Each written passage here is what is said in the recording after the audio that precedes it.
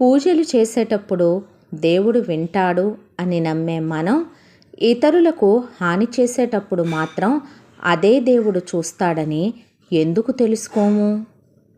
గర్వం తలకెక్కితే ఒక్కసారి శ్మశానం వైపు చూడు. అక్కడ నీకంటే గొప్పవాళ్ళు మట్టిలో కలిసిపోయారు. నేనెందుకు ఓడిపోతుంటానని మనిషి అడిగిన ప్రశ్నకి కాలం చెప్పిన సమాధానం.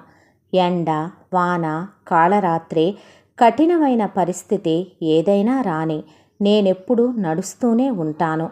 అందుకే నేనెప్పుడూ ఓడిపోను. నువ్వు నాతో నడిచి చూడు, ఎప్పటికీ ఓడిపోవు. ఆలోచనలు అంటువ్యాధి లాంటివి.